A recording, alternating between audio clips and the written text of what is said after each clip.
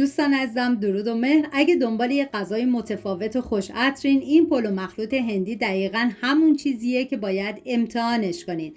ترکیب مرغ، ادویه‌های هندی و سبزی معطر چیزیه که طعم این غذا رو کاملاً متفاوت میکنه و نتیجه نهایی شگفت انگیزه.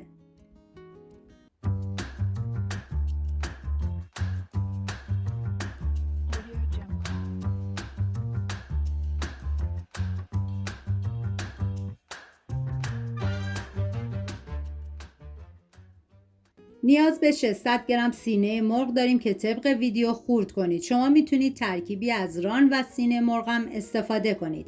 این غذا برای 5 نفر در نظر گرفته شده. شما بر اساس تعداد نفرات مواد رو کم یا زیاد کنید. من اندازه ها رو هم در طول ویدیو میگم، هم داخل دیسکریپشن نوشتم.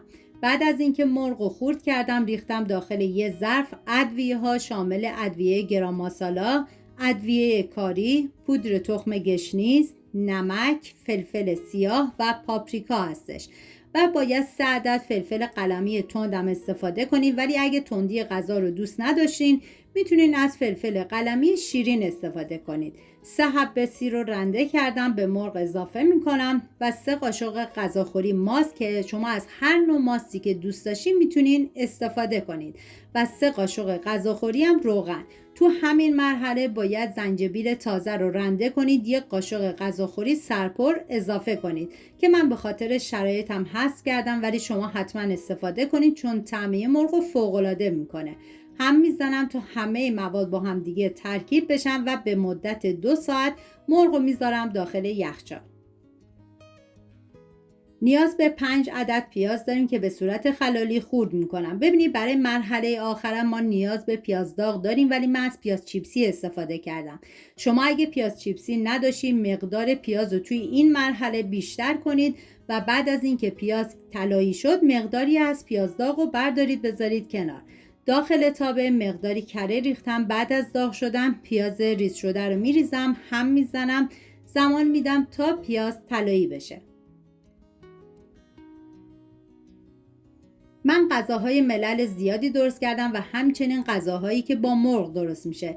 لینکش رو داخل دیسکریپشن گذاشتم. دوست داشتید ببینید، درست کنید و از خوردنش لذت ببرید. نوبت اضافه کردن ادویه هستش. ادویه گرام ماسالا، ادویه کاری، پودر تخم گشنیز و نمک. هم میذارم ادویه ها تف بخورن، عطر ادویه ها آزاد بشه. توی این فاصله میریم سراغ گشنیز و ترخون که نیاز به 40 گرم گشنیز داریم و 20 گرم ترخون و 4 عدد فلفل قلمی تند که بازم میگم اگه تندی غذا رو دوست ندارین از فلفل قلمی شیرین استفاده کنید و نصف لیوان آب. همه این مواد رو باید با همدیگه میکس کنید که با هر دستگاهی دارین و راحت هستید این کار رو انجام بدید. مواد میکس شده رو میریزم داخل تابه، هم میزنم تا با همدیگه مخلوط بشن و 2 قاشق غذاخوری ماست رو با مقداری از این مواد مخلوط کردم تا همدمای هم بشن و میریزم داخل تابه، سریع هم میزنم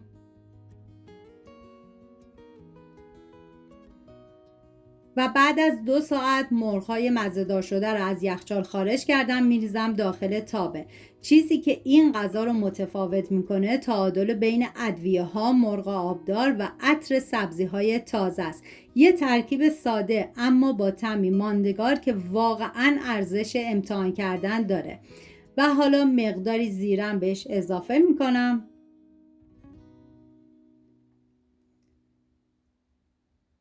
نصف لیوان آب جوش میریزم، زمان میدم تا مرغ بپزه.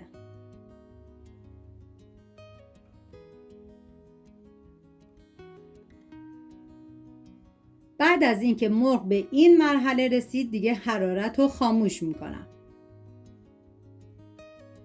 نیاز به گشنیز تازه داریم که خورد شدهش باید 6 قاشق غذاخوری باشه. ریز ریز خورد کنید و سعی کنید که حتما از گشنیز تازه استفاده کنید چون عطر و طعم این برنج رو فوق العاده خوشمزه تر میکنه. داخل قابلمه مقداری آب ریختم. بعد از به جوش اومدن 4 پیمانه برنج ریختم، 3 عدد هل همراه با 2 عدد برگ بو. همیشه گفتم برای انواع پلوهای مخلوط باید برنج زنده تر آبکش بشه. داخل قابلمه مقداری روغن ریختم. تهدیگ مورد نظرتون هر چی که هست بذارید. من از نون پیتا استفاده کردم. لایه اول برنج ریختم و بعد مرغ‌های سرخ شده رو میریزم.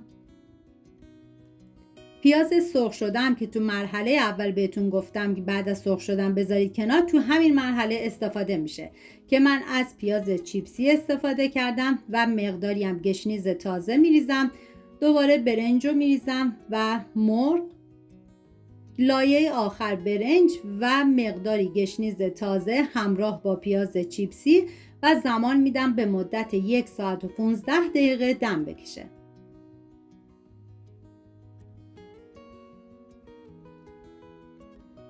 امیدوارم این آموزش براتون مفید بوده باشه و این غذا جای خودش رو تو سفره‌هاتون پیدا کنه. اگر از این مدل آموزش‌ها خوشتون میاد خوشحال میشم همراه کانال بمونید تا ویدیوی بعدی براتون بهترین ها رو آرزو میکنم. امیدوارم درست کنیم و در کنار خانواده از خوردنش لذت ببرید. سپاس از همراهی همیشگیتون. تا درودی دیگر، بدرود.